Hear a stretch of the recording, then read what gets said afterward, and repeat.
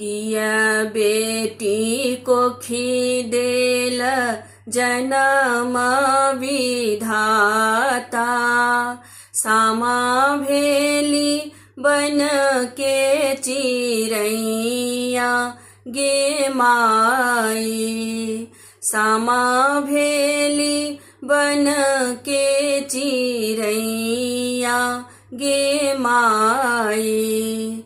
मनुख लिखल हम अखने बदलता हूँ, विधना लिखल ने मेटल जाएगे माई, विधना लिखल ने मेटल जाएगे माई।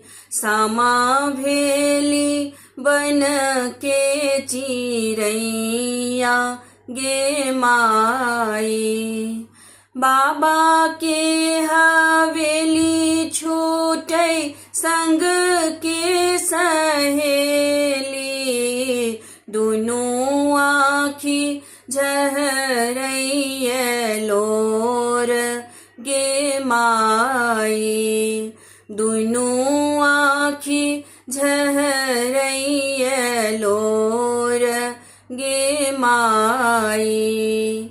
सब गाम बसै एगो चुगला दुलहवा, सीता बेटी जाए वनवास गे माई, सीता बेटी जाए वनवास गे माई।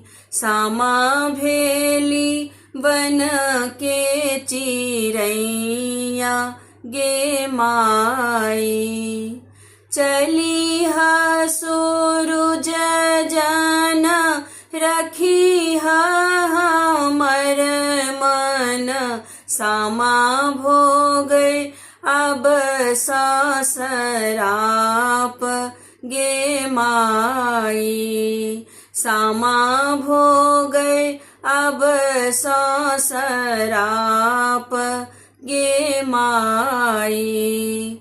महुर खुआ बरु कान्हा हो रंग होइत, सहलो ने जाए अपमान गे माई, सहलो ने जाए अपमान गे माई। सामा भेली बन के चिरैया गे माई, नहीं कानू नहीं खीजू बहिन सहोदर, भैया चके बादै भरोस गे माई, भैया चके बादै भरोस गे माई।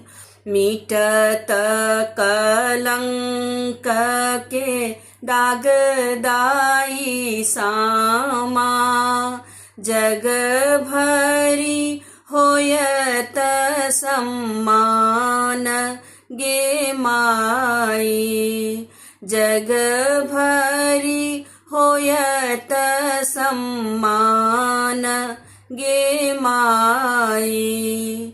सामा भेली बन के चिरैया गे माई, सामा भेली बन के चिरैया गे माई, सामा भेली बन के चिरैया गे माई।